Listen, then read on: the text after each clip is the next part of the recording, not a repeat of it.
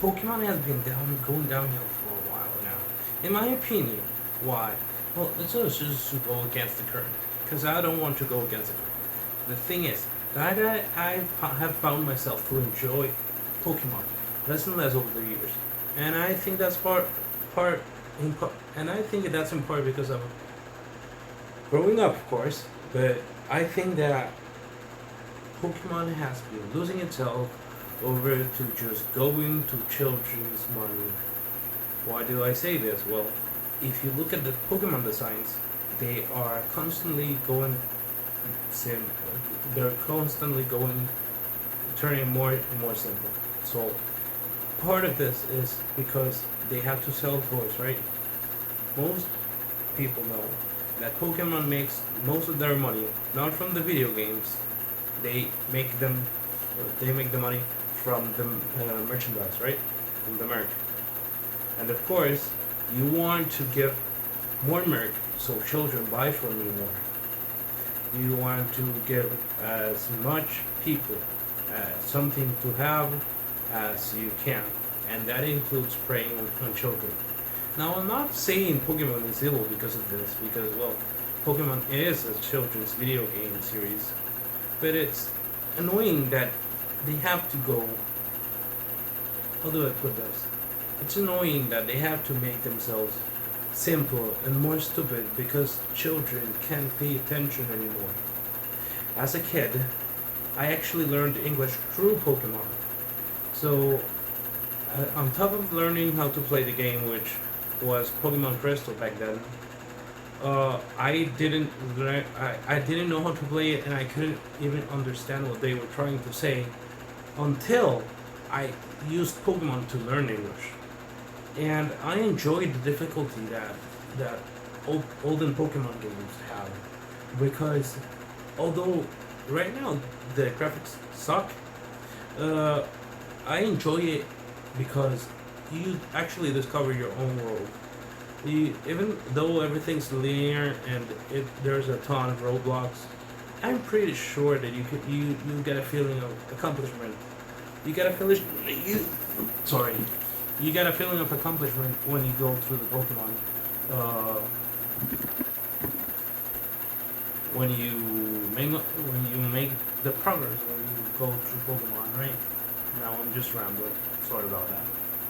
So I enjoy Pokemon because, well, it's a whole new world inside there, right? It makes you feel as if you could live in there. With the new games, you don't feel it as much because, well, for example, with Pokemon Shield, yeah, they don't they don't even bother to show you the stuff. They don't just tell you that it's happening. And when you don't see something happen, and you have the technology to see it happen, it just feels lazy, right? Now, the Pokemon Arceus, right? The Pokemon Arceus. The game's a whole different story, right? The game is completely different. I actually have, and you can see it here. I have 87 hours on this game.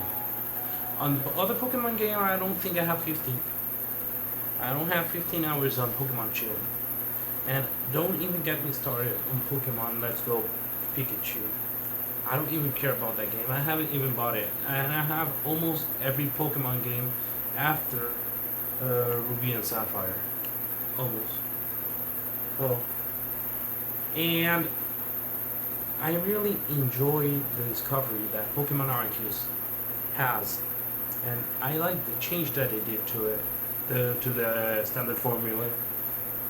But I think that we're going backwards with Pokemon Scarlet and Violet because it really doesn't feel like there's a whole lot to do from the trailer they released today. And, well, if you are still watching, I am surprised. We just hit the 5-minute mark and I'm surprised you're still listening to me ramble. Well, I think it has problems, right? Everyone's saying that it's future and past, and basically it's a rehash of Pokemon Black and White, where it's ideals and truth, whatever that means. Well, past and future, it's probably going to be like everyone opposes change or goes for change, right? And that's interesting. The world doesn't seem like it's alive. It just seems like it's dead inside. That's why I don't like Pokemon games anymore. Because most of the new ones, feel dead inside.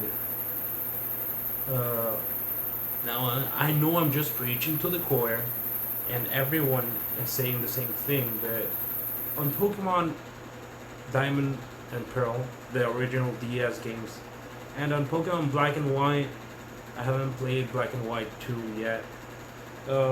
On those four games, you actually feel like the world is alive, it's moving alongside you. On the newer games, when you see things that happen, they already happened. And you can see the railroad they move you through, right? You can see that, like in Pokemon X and Y, you got the choice between two switches. They tell you that one turns off a deadly machine and the other one just turns it on, right? Whichever button you choose, it's still gonna do the same thing. So why add it to the game, right? Why add it to the game? I don't see a point, because there's a rule in storytelling. You don't add anything to your story if it's not necessary. Why? Because it's just fluff. And when you fill a game with fluff, although it may seem interesting to you as a developer, as a storyteller, you're just wasting the person's time. You're just wasting the player's time, right? There was none of that on the DS games, and on previous games, not either. Like, you were always doing what you wanted.